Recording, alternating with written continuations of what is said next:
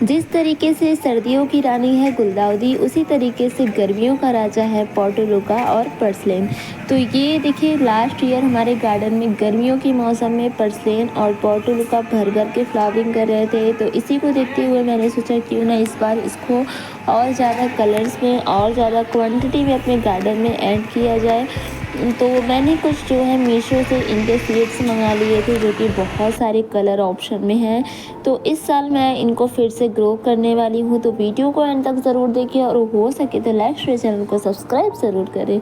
तो यहाँ पर देखिए 7 कलर से भी ज़्यादा मैंने जो है बीजों को मंगा लिया था। लास्ट ईयर ही मैंने मंगाया था लगभग बारिश के सीज़न में। तो बारिश के सीज़न में मैंने इनको लगाया था, तब इनकी ग्रोथ नहीं हुई थी, लेकिन इस बार मैं इनको गर्मियों में फिर से ग्रो करने वाली हूँ। और देखिए सारे जो कलर हैं, यानी कि जितने भी पैकेट हैं उनमें अलग अलग कलर के बीज रखे हुए हैं, यानी कि मैंने बीज जो है वो मंगा लिए थे। तो चलिए इनको ग्रो करना शुरू करते हैं। तो सबसे पहले जो है कंटेनर्स तैयार कर लेते हैं और कंटेनर में एक वेल ड्रेनिंग सॉइल तैयार कर उसमें डाल लेते हैं। तो यहाँ पर कुछ कंटेनर्स मैंने निकाल लिए हैं। देखिए पर्सलेन और पोर्टुलुका ऐसा प्लांट होता है जिसको आप छोटे से छोटे गमले और बड़े से बड़े गमले में भी लगा सकते हैं।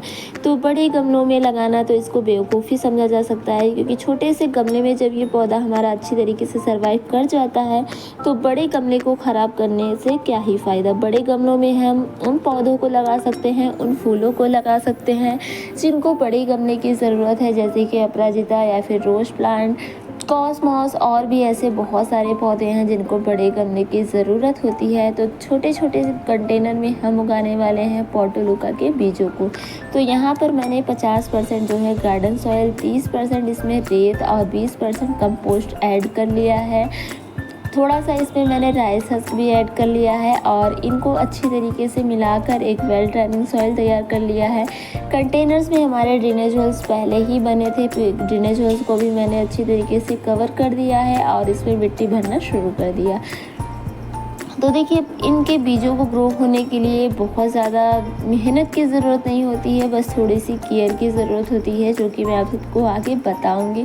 तो देखिए कंटेनर्स में हमारा जो सॉइल मिक्सचर है वो भर चुका है और अब इनमें बारी आती है बीजों को लगाने की। तो एक एक करके मैं सारे बीजों को लगाती जाऊँगी और इनकी केयर के बारे में भी बताती जाऊँगी। देखिए इनके बीजों को लगाने से पहले हमें कुछ तैयारियां भी करनी होती हैं, जैसे कि सबसे पहले जो है मिट्टी की तैयारी। तो पोर्टुलुका के बीज किसी भी अच्छी जल निकासी वाली मिट्टी में उग सकते हैं या फिर सामान्यतः गार्डन की मिट्टी, रेत या खाद युक्त मिट्टी का उपयोग कर सकते हैं। मिट्टी को थोड़ा नम रखें, लेकिन बहुत ज़्यादा गीला ना रखें, नहीं तो बीज जो हैं वो सड़ भी सकते हैं, ख़राब भी हो सकते हैं। बीजों को मिट्टी के ऊपर बिखेरें और हल्के से दबा दें ताकि मिट्टी के संपर्क में आ जाए। बीजों को अधिक गहराई में न दबाएं, बस इतना ही कि वे मिट्टी के संपर्क में आ जाए। यदि आप ज़मीन में लगा रहे हैं इनके बीजों को, तो मिट्टी में गुड़ाई करके बीज छिड़क दिए और मिट्टी को ढकने की ज़रूरत नहीं, यानी कि इनके बीजों को हम जैसे और भी बहुत सारे बीजों को लगाते हैं तो उनको ऊपर से जो है कवर कर देते हैं, लेकिन यहाँ पर इनके बीजों को हमें ढकना नहीं है मिट्टी से, बस इस तरीके से दबा देना है कि ये मिट्टी से टच हो जाए और इनकी जर्मिनेशन शुरू हो जाए। तो अगर हम इनको जो है ढक देंगे तो इनकी ग्रोथ नहीं होगी, इनके जो बीज हैं वो जर्मिनेट नहीं होंगे। अब देखिए कितने छोटे छोटे से इनके बीज हैं। इतने छोटे छोटे से बीज जो है हम जब अपने गार्डन में से इनके पौधे में से इकट्ठा करते हैं तो वो कहीं मतलब हमसे खो जाते हैं, लेकिन इस तरीके के पॉलीथीन में रखेंगे तो वो कभी भी ख़राब नहीं होंगे और खोएंगे भी नहीं।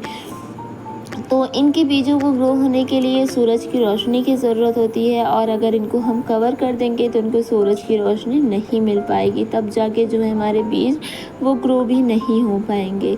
अब देखिए बीज की अंकुरण कब होती है, तो पोर्टुलुका के बीज आमतौर पर रोपड़ के यानी कि जिस दिन हम लगाते हैं 7 से 14 दिनों के अंदर ही अंकुरित होना शुरू हो जाता है। ज़्यादा से ज़्यादा 20 दिनों के अंदर इनके सारे जो हैं बीज वो जर्मिनेट हो जाते हैं।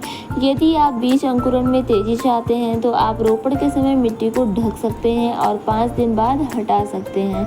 हर दिन थोड़ा थोड़ा सा पानी मिट्टी में मिलाएं ताकि मिट्टी जो है वो नम रहे। अब देखिए इसको लगाने के बाद इसकी देखभाल कैसे करनी है, तो अंकुरित होने के बाद पौधों को पर्याप्त धूप और पानी दें। यदि आप पौधों को गमले में उगा रहे हैं तो आप उन्हें कुछ समय के बाद दूसरे गमले में जो है रिपोर्ट करने और ज़्यादा रिपोर्ट करने की वैसे ज़रूरत होती नहीं है इनको। तो पोर्टुलुका को आमतौर पर कम देखभाल की आवश्यकता होती है, लेकिन यदि आप इसे स्वस्थ रखना चाहते हैं तो आपको इसे नियमित रूप से पानी देना है और समय समय पर खाद भी देना है। और पोर्टुलुका के बीजों को फरवरी या मार्च के महीने में लगा सकते हैं, लेकिन अप्रैल के महीने में भी लगा सकते हैं, अभी भी लेट नहीं हुआ है।